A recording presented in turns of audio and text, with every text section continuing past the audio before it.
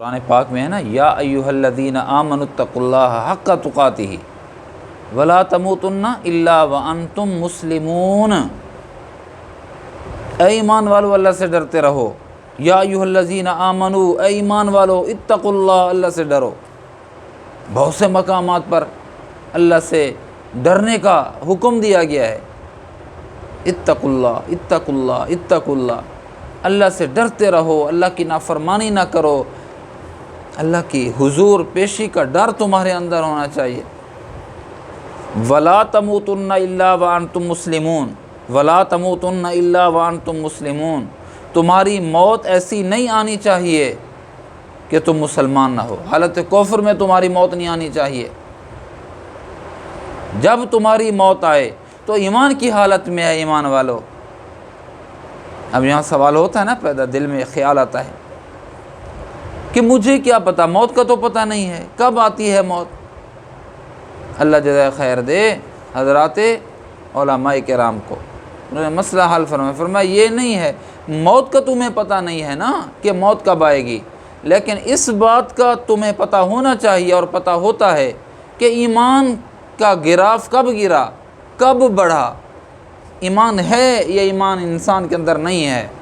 اس کا تو پتہ چلتا ہے۔ تو اللہ کا منشا یہ ہے کہ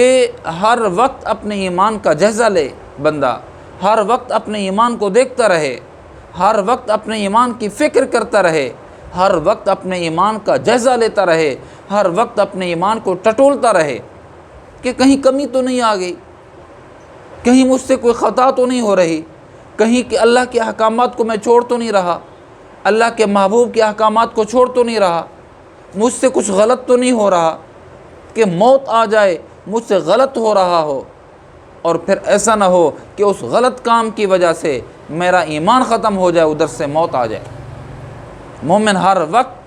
اپنے ایمان کی فکر کرتا ہے، ایمان کو کمزور نہیں ہونے دیتا، ایمان کا جائزہ لیتا رہتا ہے،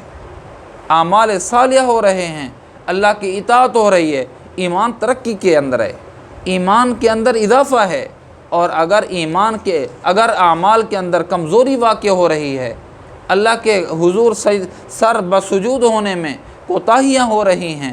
اللہ کے فرائض میں کوتاہیاں ہو رہی ہیں، نبی علیہ الصلوۃ والسلام کی سنتوں میں غفلت ہو رہی ہے، تو ایمان کے اندر کمزوری آ رہی ہے، اور یہی ایمان میں کمزوری جو ہے وہ کسی بڑے گناہ کی وجہ سے اللہ ایمان کو سلب کر لیتے ہیں۔ ایسا نہ ہو کہ ایمان سلب ہو، ادھر سے موت کا فرشتہ آ جائے اور بندہ کفر کی حالت میں مر جائے، ایسا نہ،